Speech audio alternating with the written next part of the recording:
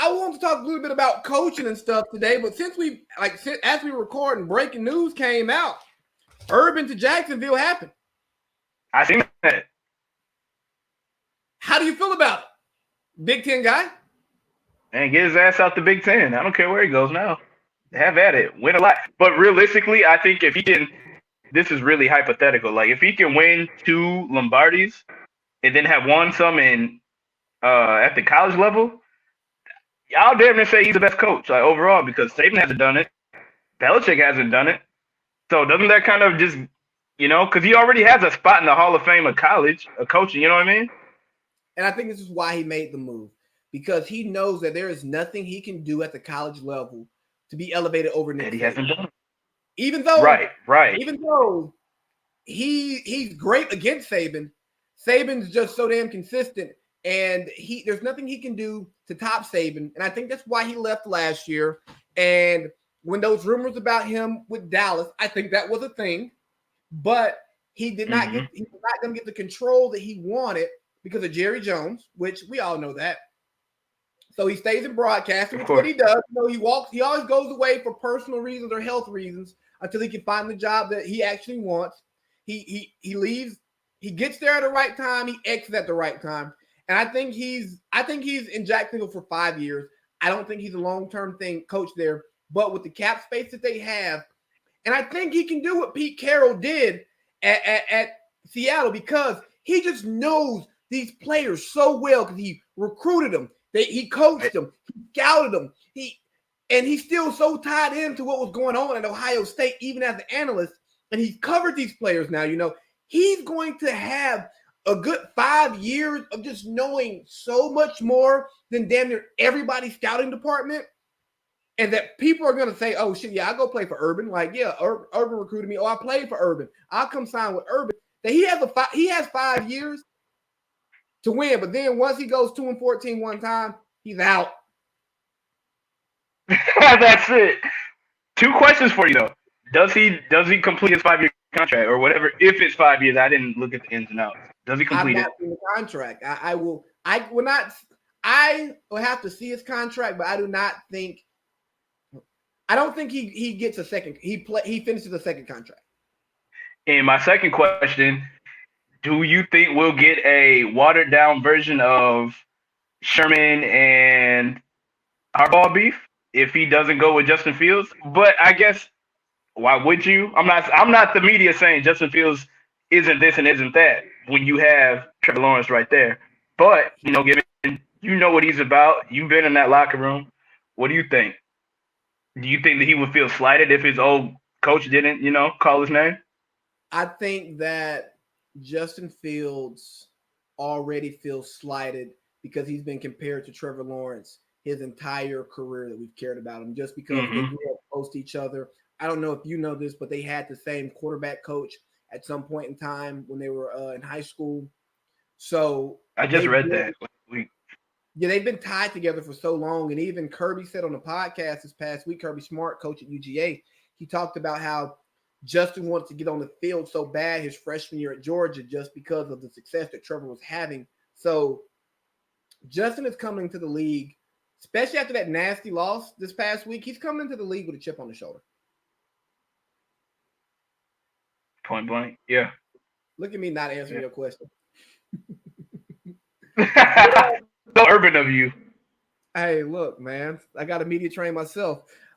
So another thing in the coaching thing that happened this week, that was so terrible. Another thing in the coaching thing.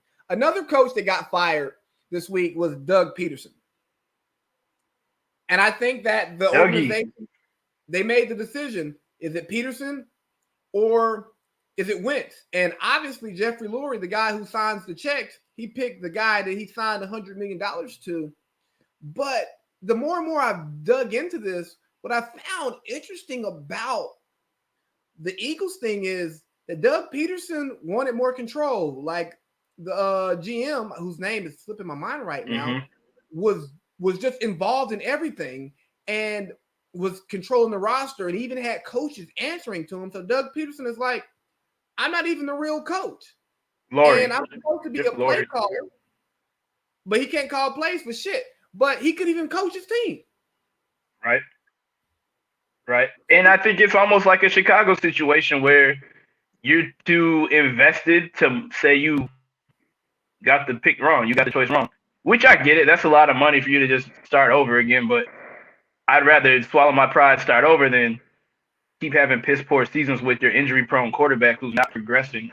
You know, it's Exactly. still the NFL. You'll make it back, right? You turn it around, you'll make it back. And who's talking about wins? Nobody. I think Doug Peterson's going to be fine though. I think he'll get him a good job, and maybe he As a goes. coordinator or OC? I mean, coordinator as a HC. I think it'll be his choice. If I Fair mean, enough. look, the Eagles called Kellen Moore. Schefter reported that today. The Eagles called Kellen Moore for an interview. So if Kellen Moore gets a phone call, Kellen Moore barely calls plays. Kellen Moore is not a good offensive coordinator. His offense is nothing but empty stats.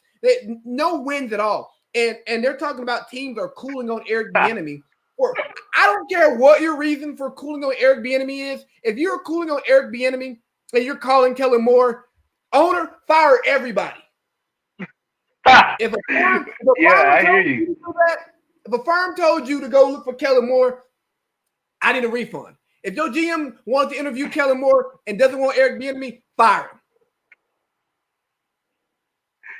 Just like that. No reason. Just I mean, I've heard look, enough. Get out of here. like we're looking at Kellen Moore. I get it. You got to go.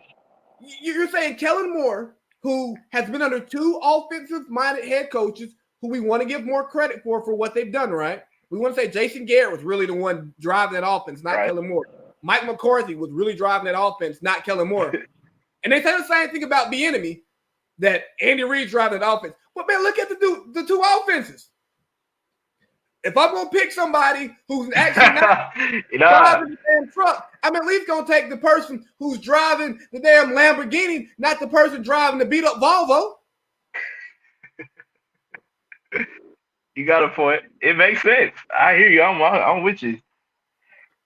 It just seems like a bum job. Like we're in panic mode, so this is what we're going with. Like damn, like this is the best you can come up with. I understand the enemy still coaching to get to the Super Bowl, but Kellen Moore, this is what you're rolling with. Bro, that's the most bullshit excuse they have out there. Kyle Shanahan took a job after coordinating in the Super Bowl. I heard Keyshawn say this morning. Charlie Weiss and Romeo Cornell both left after a Super Bowl winning season. I don't want to hear that bullshit. If you want a guy, we're doing Zoom interviews now too. All you got to do is get an hour of his time. Hey, coach, can we blah blah blah? Yeah, and you set up the Zoom. Bieniemy done took like 7-8 interviews. So if you want the guy, you want the guy. But it goes back to man, you can hang out with my son, but you can't date my daughter. Mm. You can be a part of this franchise. You can work for this franchise, but you can't leave this franchise. You can't become part of the family. Mm. That's a good spin. I like that. I like that.